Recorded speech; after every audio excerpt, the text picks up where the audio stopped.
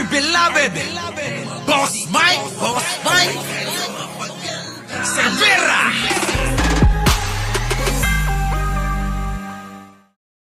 Yon! Magandang umaga, magandang hapon, at magandang gabi sa amandako ng mundo. Naroon kayo. Siyempre, magandang buhay na rin para sa ating lahat.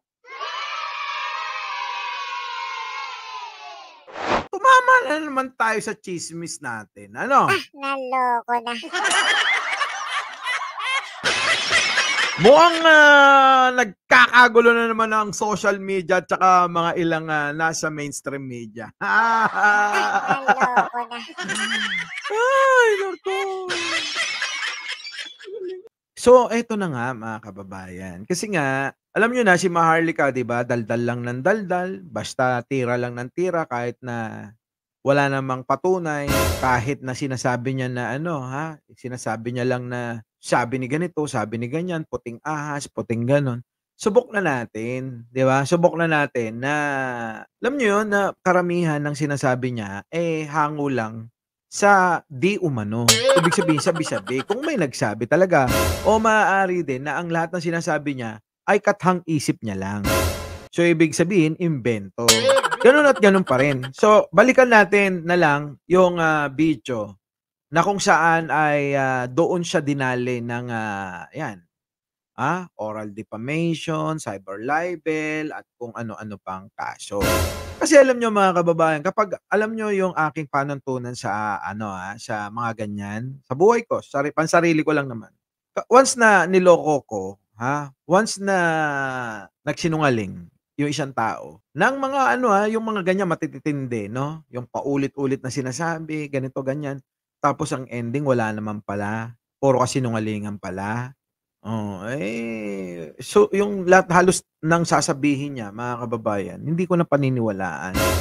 So parang ganun rin yung nangyari na sa kabila ng kung ano-ano na mga sinabi ni Maharlika, kung inyong babalikan lang, isa na nga itong ipapakita nating video, nabigyan natin ng reaksyon. Ay tila ba parang kinagat lang ito ng parang alam niyo yun, yung matapos parang ahas, pag 'di ba pagka nagpalit ka ng upos, iiwan mo na. Ganun ang ginawa ni Maharlika, mga kababayan, Umpisa na natin. Pasok! Kung sino ito? Sino kaya ang scammer na designer ang nakikipag BFF kay Liza Smugs? Although maraming mga scammers, maraming mga designers na talagang pumuporma sa kanila at kalma lang tayo ngayon, kalma. Kalma. Kalma tayong lahat. Sige, pasok. So you know what? Ano ba yung scheme, okay, nitong designer na attach? Ayan na, yung designer. Kalma. Kalma lang. Ayan na, tatalbogan na natin mga showbiz chika boom boom. Alright, sino itong... Siyempre, fake news ka Pag fake news, ganyan, di ba? Yung mga tao mahilig sa fake news. Bago natin i-reveal ang kanyang pangalan, maghula muna kayo dyan, di ba? Guessing game muna tayo. Alam niyo, itong designer na ito, kilalang kilala siya sa industriya ng mga alta-altahan. Ay, kaya siguro. Alta-altahan. At sa... Kaya siguro naiinggit ka, inggitera ka Sasampalin kita ng burat.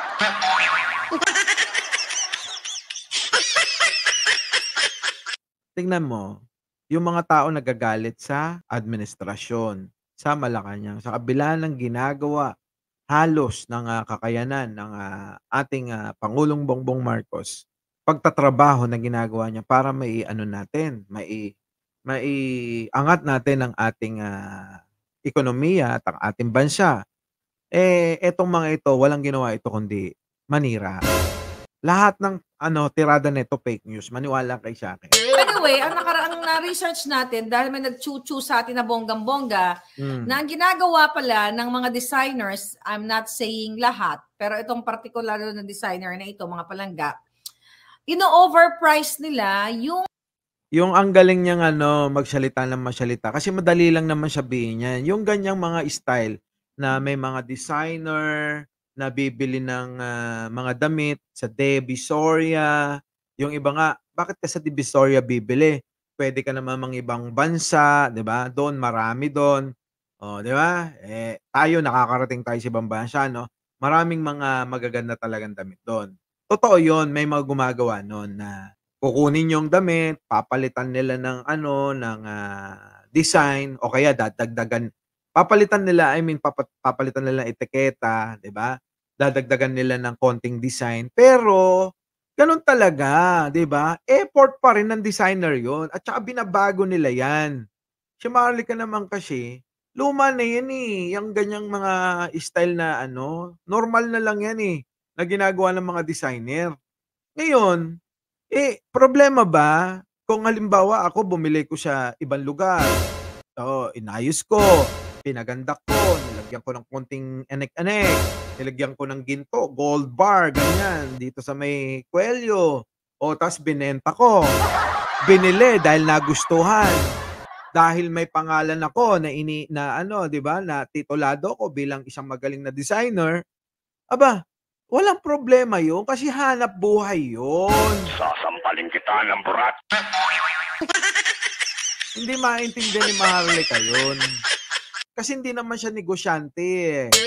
Tsismosa ng palengke, 'yan. 'Di ba?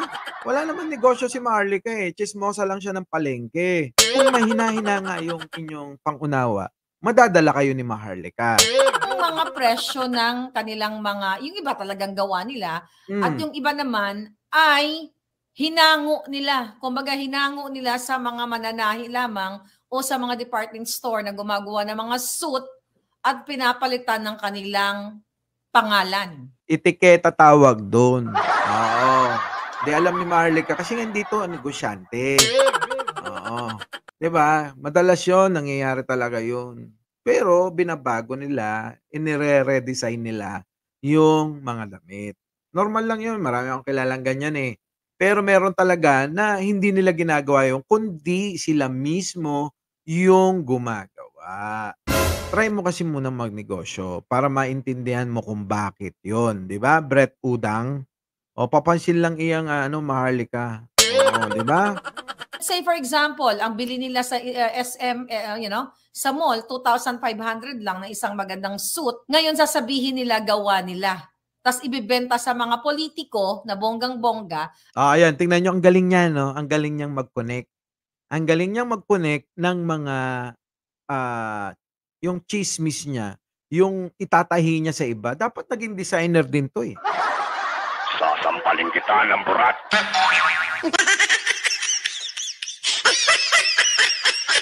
Ang galing niya kasi connect tapos ibebenta daw sa politiko tapos biglang mapupunta na kay First Lady. At mark up pa nila ng sobrang laki. Not only 100% but parang 1 million %, 100,000%. Ano ba talaga? 1 million, 100?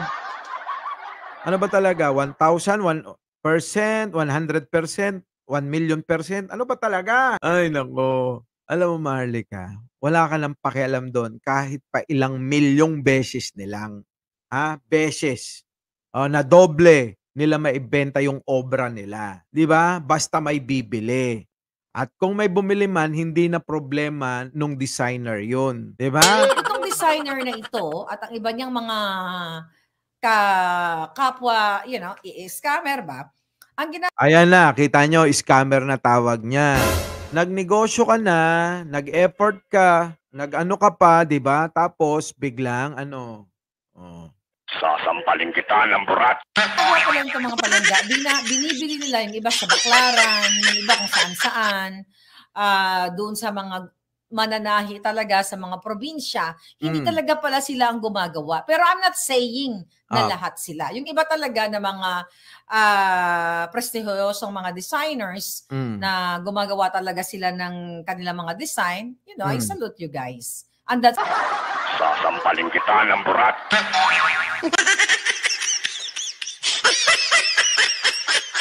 Okay. Pero yung mga humahango lang, tapos papalitan nila ng tatak, ito palangga ang pinaka-pambubudol. Hindi nga pambubudol yung Maharlika. Sisimplihan natin. Negosyo yan, Maharlika. Halimbawa, itong Givenchy, di ba? Givenchy. Ito yung design na nabili natin sa Qatar, ganitong design, di ba? Ngayon, kapagka ito, halimbawa, gusto kong ibenta ulit o i-resale, di ba? Dadagdagan ko ng borloloy niyan. Original yan, pero dadagdagan ko ng mga design, halimbawa, lagyan ko ng ganito para maiba dun sa original na design. So ngayon, mga kababayan, dahil binago mo na, nagkaroon ka na ng kasi designer ka nga mas pinaganda mo, syempre may effort ka, may puhunan ka, kailangan maibenta mo ng mas mahal. Naloko na. Diba? Simple lang. Not only sa mga customers nila, kundi kasama sa pambubulol sa bayan. Why? Kasi, ayan na, makinig ka, i-connect niya na naman yan. Yung pambubudol, yung kasalanan ni ganito, may kukonekta niya yan sa iba. Based sa mga binibigay sa atin na information, ang ginagawa nila, yun nga, bibilhin nila ng 2,000, tapos ibibenta nila ng 200,000. Whatever. Kahit 1,000,000 pa nila ibenta yan. Yung pag-build lang ng pangalan nila, di ba? Napakahalaga nun. At saka, ang hirap mag-build ng pangalan, Maharlika. Hindi mo maintindihan. Parang ganito yan. Sige na ulit. Alam niyo yung, halimbawa po ako, no? Kasi kami, ang negosyo namin is sa salon industry.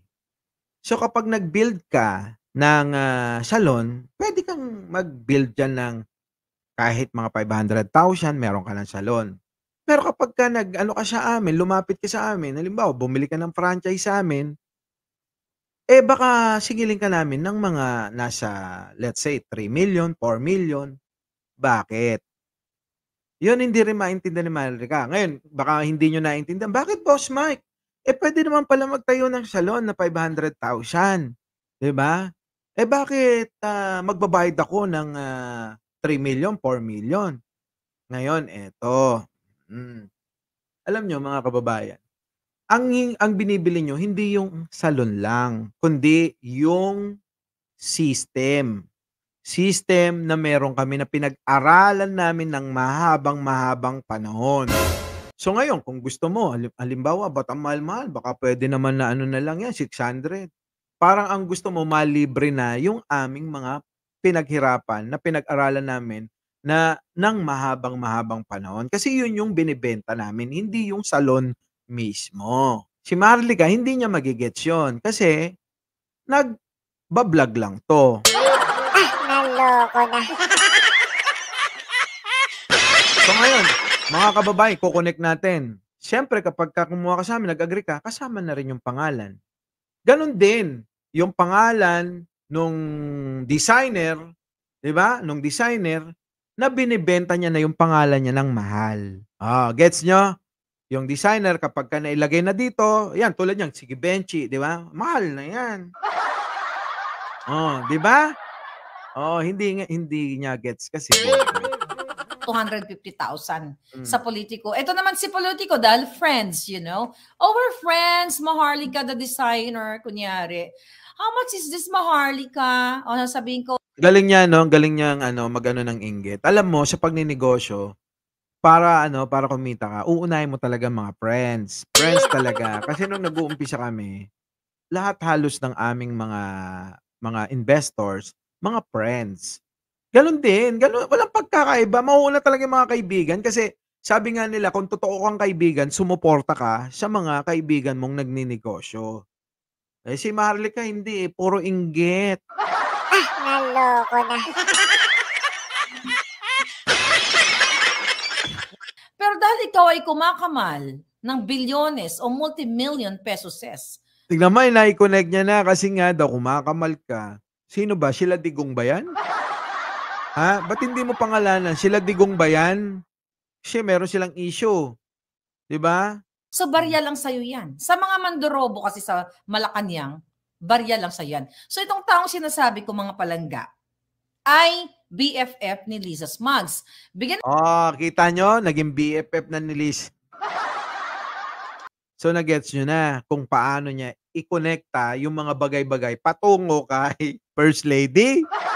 Gigil na gigil si si Maharlika. O, di ba? Siya ay mandorobo, nadorobo siya nitong narinig ninyo yung mga words na ganyan, na budol, scammer, at kung ano-ano pa, di ba? Dorobo. Alam nyo mga kababayan, libelous yan. So, ngayon, siguro nasaktan itong si Poy Quiñones, kaya, ayan, dinimanda sa Amerika. Kasi magkapit-bahay lang pala sila. Pero nung pinuntahan daw yung bahay, abay, wala na. Oo, nangungupahan lang pala siya. Diba? Ang tumbok mo, ang ending, si Madam Lisa at saka si President Bongbong Marcos. Naloko na. Nako, Ako rin supportahan yung sariling atin. Bumili ako doon, mga 10,000 na mga bag na maganda naman, 12,000. But I'm not gonna buy $100. Ano? $100,000. Ay, what? Alam nyo si Maharlika, napaka-ipokrita sa totoo lang. Napaka-ipokrita. Diba? Yung bang sasabihin niya na siya ay diba? Siya ay makabayan dahil sa pagbili niya ng sariling atin. Uwi ka dito para maniwala kami. Kasi magagalit si DJ MB. Sorry, 100,000 pesos for just, bag na ganito ganyan. So sampalin kaya kita ng mga bag ko. Naloko na. Alam mo yon, kailangan mo pa bang questionin yung pagbili mo kung mahal na bag, di ba? So, sinusuportahan ko, tinatangkilik ko ang gawang Pilipino, ba't hindi yung overpriced ninyo? Hindi porket nasa gobyerno at may mga ninanakaw yung mga politiko na yan, di ba? Ay dahil magkakaibigan kayo, mamarkapan yun ng bonggang-bongga. So again, itong si politiko, dahil mahiya sa iyo, ay friends naman tayo. Sige na, bilhin ko na yan, 150,000, 250,000. And mind you guys, isang suotan lang yung mga yan. So ito na nga, paulit-ulit lang ganun ang sinasabi ni Alam mo yung, nakakawala ng ganang panoorin. Kasi alam mo naman na tahi-tahi na lang yung kwento niya. So sino naman kawawa dito? Pera na naman ng bayan. Imagine mo, mula ulo hanggang paa na suot nila. Pera ng bayan. Ebidensya! Ebidensya, Maharlika. Oo. Alam niyo, ano problema mo kung bilhin nila kahit magkano yan? Kaya itong designer na ito, I hope yung ating kaibigan dyan, okay, shout out sa ating kaibigan na si Abel, na hindi niya gawin ito dahil hindi naman natin siya pangingilagan na balljakin ng bonggang-bongga. Kasi we are fighting for pagbabago and pagbangon ng Pilipinas. Pero anong pagbangon ng Pilipinas? Sinisira mo Pilipinas, damunyo ka. Sasampalin kita ng burat. Diba? Sa kabila ng history nitong taong itong Poy, na binigyan pa ni Liza ng... Ayan na! Naloko na. Binanggit na si Poy. Oo, ha?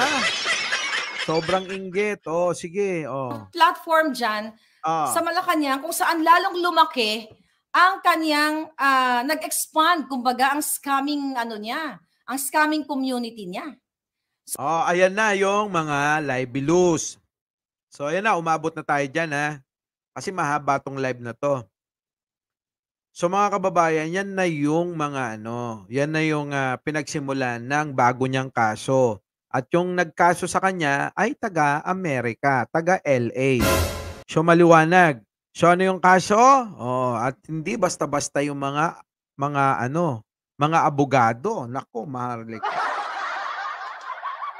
Hindi basta-basta yung mga abogado. Ngayon, may idea na kayo kung paano anong naging kaso at sino nagkaso, si Poy Quiñones. Bakit kinasuhan, mga kababayan? Yaang mga paninirang puri niya, yaang mga pinost niya na yan sa social media. Kaya ngayon, na-trigger si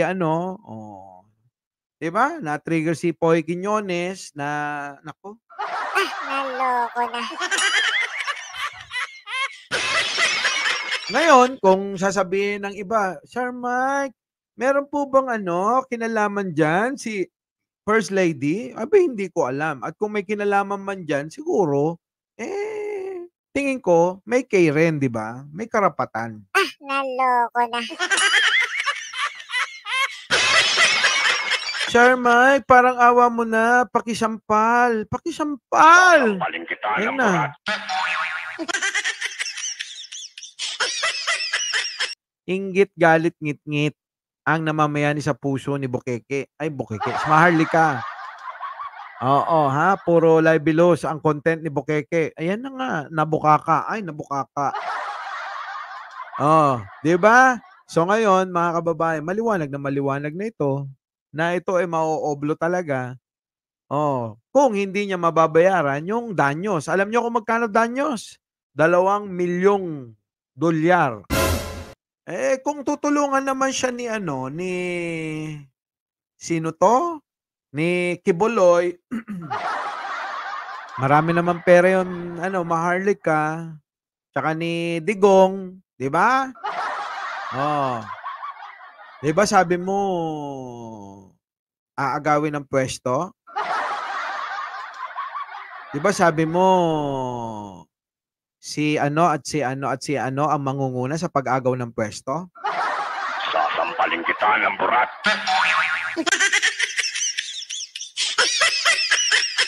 Pero hindi ko muna sasabihin yon. Kasi, alam ko naman na friend tayo. Sasampalin kita ng burat.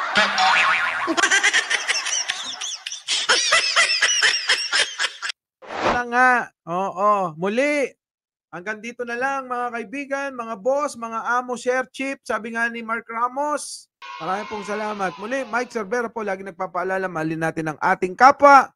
Ipagdasal natin ang ating bansa. Maraming salamat sa ating mga nag-donate. DJ MB Vlog, Agyaman na Kaapo. Maraming salamat po. Our beloved Boss Mike